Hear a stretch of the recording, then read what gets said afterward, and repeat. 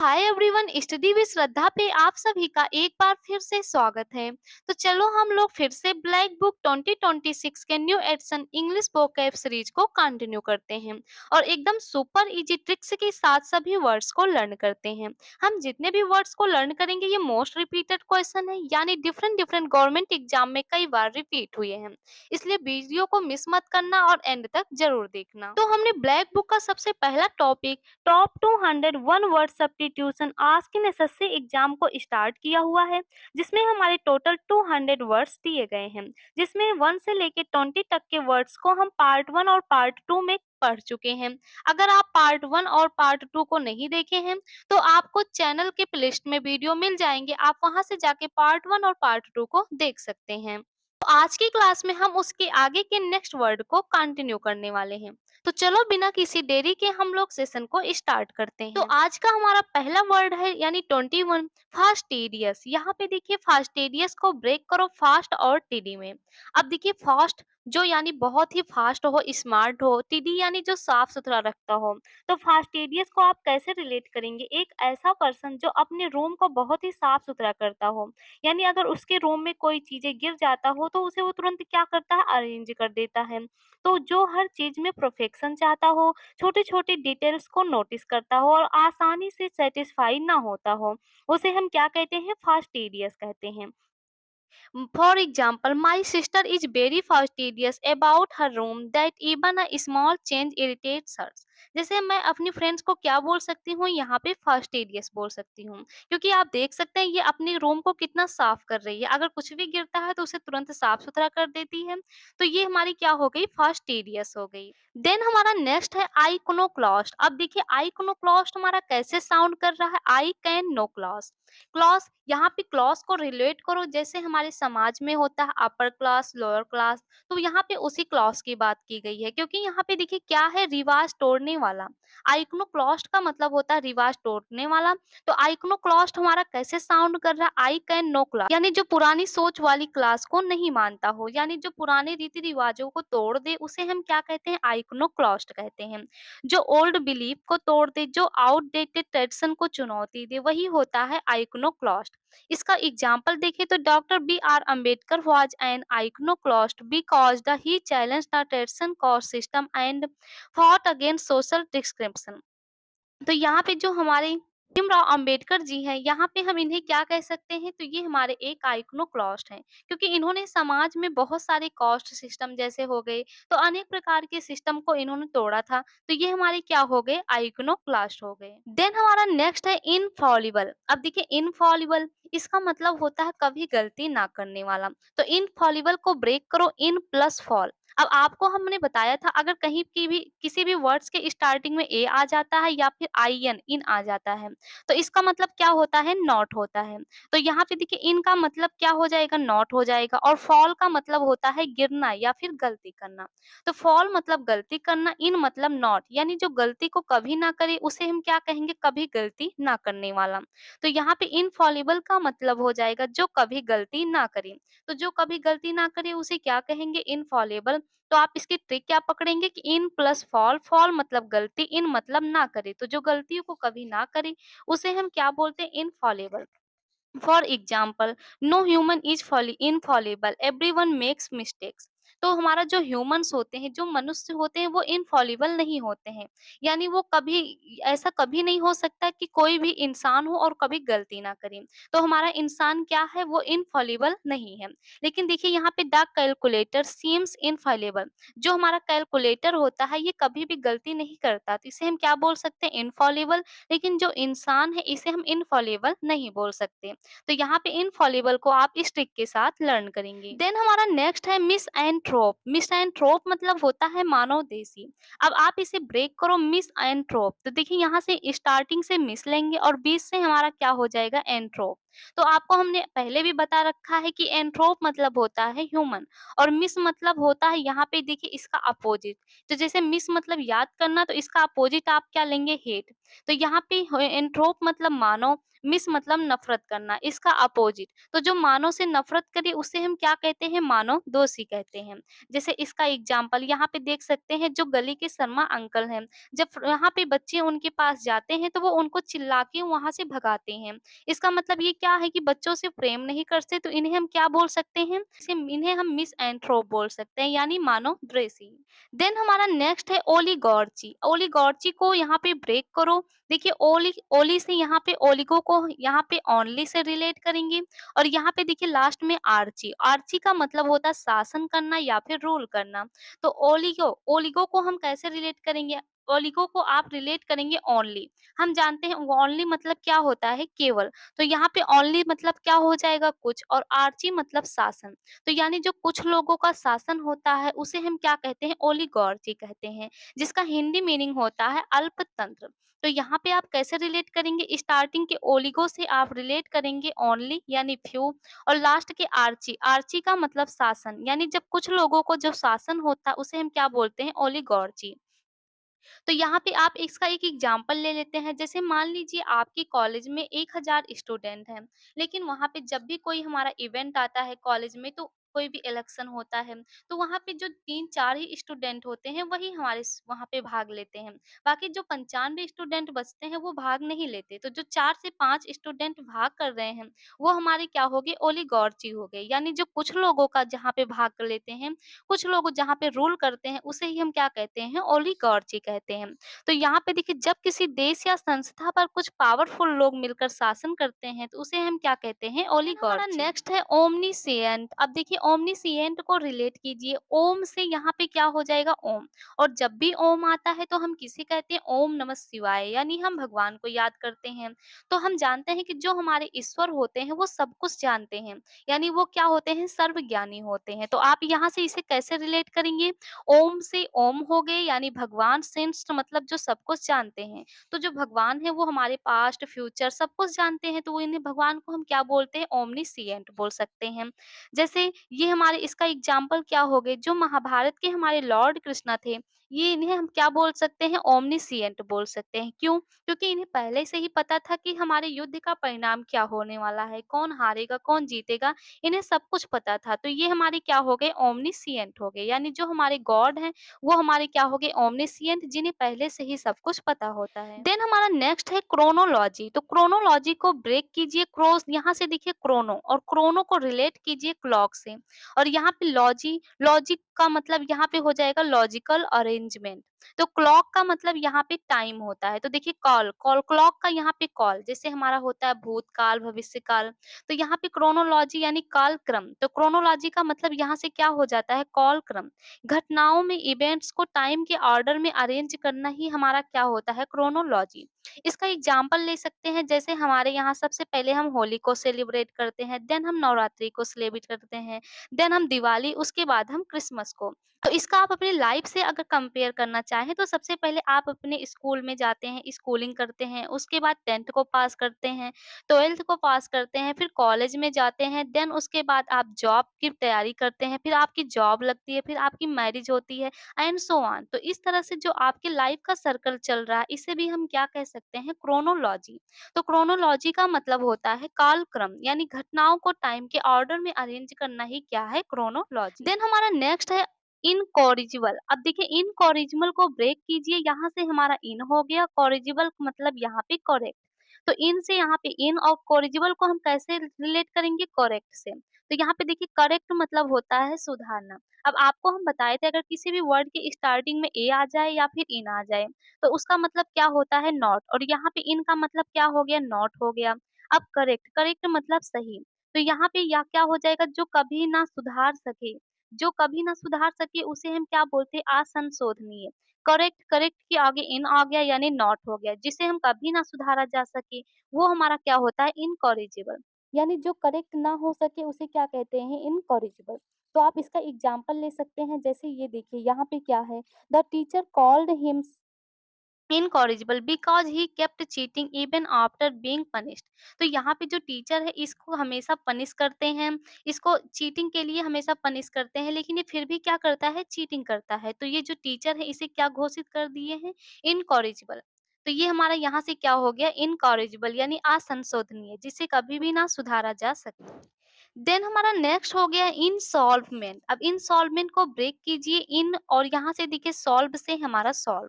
तो इन का मतलब आपको बताए हैं, अगर किसी भी वर्ड की स्टार्टिंग में इन आता है तो उसका मतलब होता है नहीं। और यहाँ पे सॉल्व मतलब समस्या को हल करना। तो सॉल्व मतलब समस्या को हल करना, अगर आगे इन आ गया तो इसका मतलब समस्या को ना हल कर पाना। तो ऐसी समस्या जिसे नहीं हल कर सकते, अगर किसी इंसान के पास बहुत कर्ज है और वो अपना कर्ज नहीं चुका पा रहा है, तो वो हमारा क्या होता है, इंसॉल्वेंट। इसकी हिंदी मीनिंग होती है दिवालिया यानी कर्जदार।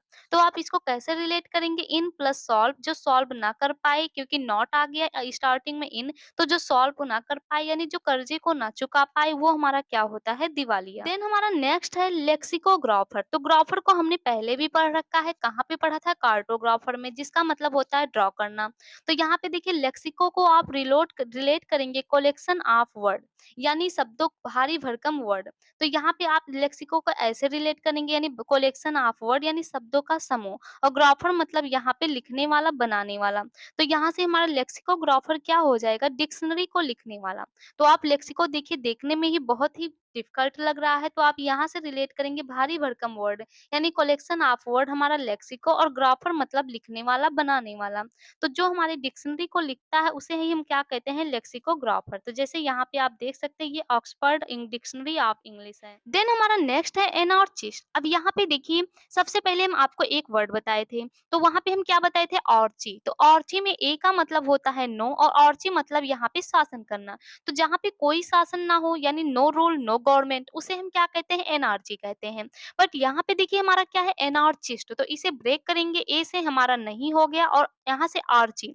आर्ची मतलब शासन। तो शासन को ना मानने वाला व्यक्ति यानी यहाँ पे किसी पर्सन से रिलेट किया गया है। तो देखिए, ए person who does not believe in government और रूल। एक व्यक्ति जो किसी भी सरकार और उसके शासन को ना मानता हो, तो उसे हम क्या कहते हैं, एनार्चिस्ट कहते हैं। देन हमारा नेक्स्ट है अर्सनल। अब देखिए अर्सनल को ब्रेक कीजिए यहाँ से, तो देखिए इसी के बीच में ही आपको मिल जाएगा यहाँ पे सेना। तो यहाँ से हमारा सेना हो गया और लास्ट में ए एल से हमारा ऑल हो गया। तो यहाँ पे देखिए सेना, सेना के पास सब होता है, क्या होता है, जैसे उसके पास बहुत से वेपन्स होते हैं, जैसे गन्स होते हैं, मिसाइल्स होते हैं। तो जो सेना के पास हमारी गन्स और मिसाइल्स होते हैं, तो इन्हें स्टोर करने के लिए कोई ना कोई तो रूम चाहिए होगा। और जो जिस रूम में वो अपने सारे वेपन्स को स्टोर करते हैं उसे ही हम क्या कहते हैं, अर्सनल यानी शस्त्रागार यानी हथियारों का भंडार। देन हमारा नेक्स्ट है इंटेमोलॉजी। अब देखिए इंटेमोलॉजी को ब्रेक कीजिए, पहले इंट ई एन टी से आप रिलेट करेंगे एंट, और एंट मतलब क्या होता है, चींटी। और चींटी हमारी एक क्या है, कीट है। और लास्ट में देखिए लॉजी। तो लॉजी मतलब स्टडी, लॉजी को रिलेट, लॉजी मतलब होता है जानना यानी स्टडी यानी अध्ययन करना। तो किसी इंट मतलब ईट यानी एंट मतलब चींटी, तो किसी कीटों पर अध्ययन करना, और जो कीटों पे अध्ययन करते हैं उसे हम क्या कहते हैं, इंटेमोलॉजी यानी कीट, स्टडी ऑफ इंसेक्ट, जो हमारा कीटों का अध्ययन होता है उसे हम कहते हैं इंटेमोलॉजी। देन हमारा नेक्स्ट है मर्सनरी। तो यहाँ पे देखिए मर्सनरी को ब्रेक करो, तो यहाँ पे एम ई आर, मर्स से आप रिलेट करेंगे मर्चेंट, और जो मर्चेंट होता है वो क्या होता है, व्यापारी। और जो व्यापारी होता है वो क्या करता है, उसका काम होता है पैसे कमाना यानी पैसे के लिए वो काम करता है, और उसे ये मैटर नहीं करता कि वो पैसे सही तरीके से आ रहे हैं या फिर गलत तरीके से, क्योंकि प्योर उसका पर्पस क्या होता है कि पैसे कमाना। तो मर्सनरी को यहाँ पे आप रिलेट करेंगे स्वार्थी व्यक्ति यानी एक ऐसा व्यक्ति जिसे ये नहीं पता होता है कि हम पैसे को कैसे कमा रहे हैं, बस उसे पैसे लाने से मतलब होता है। तो यहाँ पे मर्सनरी को आप रिलेट करेंगे यहाँ से स्वार्थी व्यक्ति, तो मर्सनरी को आप बोल सकते हैं स्वार्थी व्यक्ति। देन हमारा नेक्स्ट है फिलैंट्रिस्ट। अब यहाँ पे देखिए फिलैंट्रिस्ट को ब्रेक करेंगे, तो सबसे पहले फील, आपको फील हम पहले भी बता चुके हैं यानी फील करना, लव करना। बीच में देखिए हमारा लेट है, तो लेट को रिलेट करेंगे लेटर से। तो यहाँ पे जो हमारा बीच में लेट है इसको कैसे रिलेट करेंगे, लेटर से। और लास्ट में क्या है, लिस्ट यानी कलेक्शन। तो यहाँ पे क्या होता है, आप गेस कीजिए, पहले क्या होता था, फोन वगैरह नहीं होता था, तो सब क्या करते थे, एक दूसरे को स्टैम्प कोरियर करके सेंड करते थे, यानी लेटर भेजते थे और लेटर में बहुत सारे स्टैम्प्स लगे होते थे। और कुछ लोगों को क्या होता था, जो स्टैम्प्स होता था उसे कलेक्ट करना बहुत ही पसंद होता था। तो जो स्टैम्प्स को, ये अलग-अलग स्टैम्प्स को कलेक्ट करना पसंद करते हैं, उन्हें ही हम क्या कहते हैं, फिलैंथ्रिस्ट कहते हैं। यानी जो स्टैम्प्स को कलेक्ट करना पसंद करते हैं, यानी डाक टिकट संग्रहकर्ता, इसे आप हिंदी में इस तरह से बोल सकते हैं। देन हमारा नेक्स्ट है वर्सेटाइल। अब देखिए वर्सेटाइल को ब्रेक कीजिए, तो VER से यहाँ पे बेरी हो गया और स्टाइल यहाँ से हमारा क्या हो गया, स्टाइल हो गया। यानी वर्ड से हमारा बेरी हो गया, स्टाइल से हमारा स्टाइल हो गया। अब यहाँ पे बेरी स्टाइल, इसका मतलब क्या है, मतलब ऐसा व्यक्ति जिसके पास कई तरह के स्टाइल टैलेंट्स होते हैं, यानी जिसके पास कई प्रकार की स्टाइल हो, टैलेंट हो, उसे हम क्या कहेंगे, सर्वगुण संपन्न। अब इसका वर्सटाइल मतलब मल्टी टैलेंट पर्सन। इसका एक बहुत अच्छा एग्जाम्पल ले सकते हैं, तो जैसे ये हमारे अमिताभ बच्चन जो सर हैं, ये इनको हम क्या बोल सकते हैं, वर्सटाइल। यानी इनके पास बहुत ही अच्छा टैलेंट है, यानी मल्टी टैलेंटेड पर्सन है। कैसे, जैसे ये बहुत ही अच्छे एक्टर हैं, बहुत ही अच्छी एक्टिंग करते हैं, इसके अतिरिक्त ये सिंगिंग भी कर लेते हैं, एंटरटेनमेंट भी कर सकते हैं। उसके बाद कौन बनेगा करोड़पति जैसे शो आपको भी एडजस्ट कर लेते हैं। तो ये हमारे क्या हो गए, एक मल्टी टैलेंट पर्सन हो गया है, तो इन्हें हम क्या बोल सकते हैं, वर्सटाइल।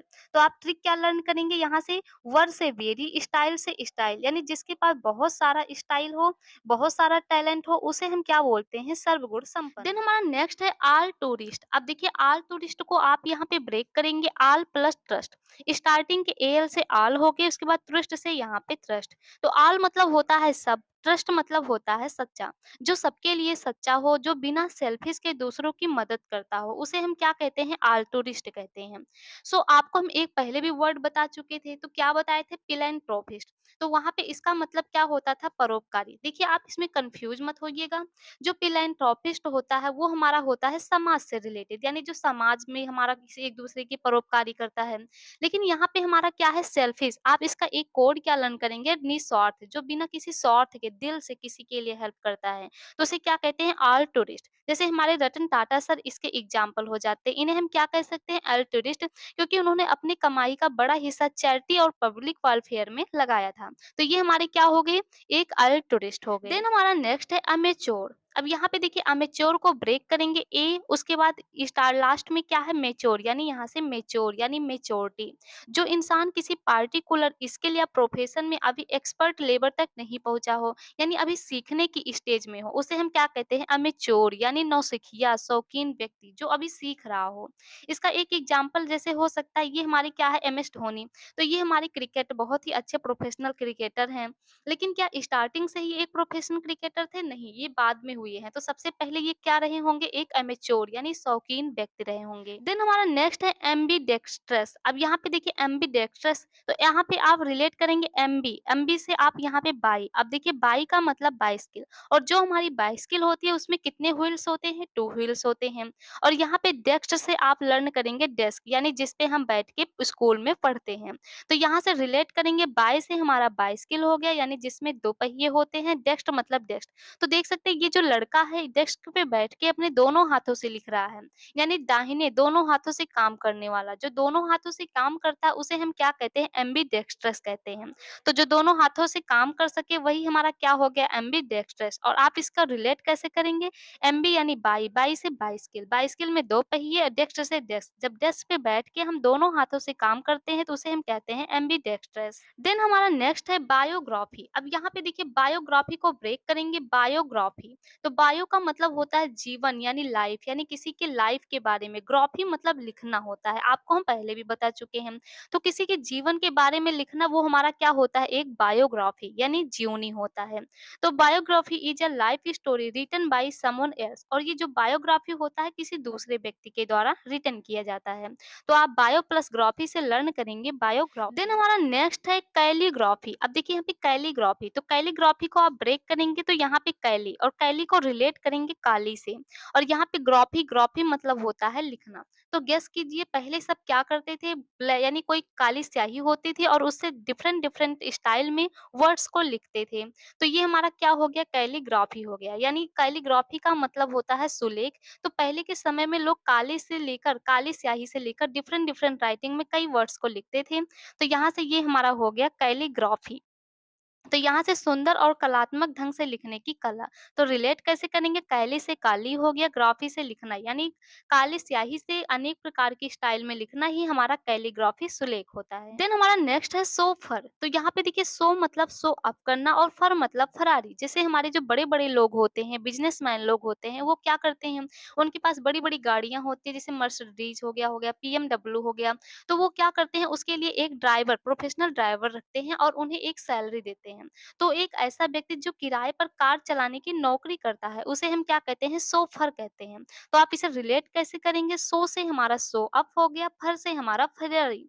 और जो फेरारी का शो अप करते हैं वो बड़े-बड़े बिज़नेसमैन करते हैं और एक ड्राइवर रखते हैं, तो यहाँ से शोफर से आप रिलेट कर लेंगे कि जो कार चलाने की नौकरी करते हैं, उन्हें हम क्या कहते हैं? शोफर। देन हमारा नेक्स्ट है फैटालिस्ट। अब यहाँ पे देखिए फैटा से रिलेट करेंगे फेट। फेट मतलब किस्मत यानी डेस्टिनी, और लिस्ट, लिस्ट मतलब लिखी हुई चीज़ें।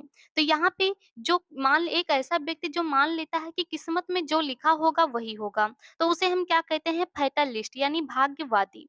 तो वह व्यक्ति जो यहाँ पे देखिए एक व्यक्ति है जो मान लेता है कि उसकी किस्मत में जो लिखा होगा वही होगा, तो उसे हम क्या कहते हैं? फैटालिस्ट। देन हमारा नेक्स्ट है जीनोसाइड। तो जीनोसाइड से ट्रिक निकालेंगे। देखिए जेन से हमारा हो गया जेन यानी जनरेशन, और साइड यहाँ लास्ट साइड से हमारा हो गया साइड यानी खत्म कर देना। तो जनरेशन को खत्म कर देना यानी पीढ़ी को ही समाप्त कर देना, तो इसका हिंदी मीनिंग होता है नरसंहार।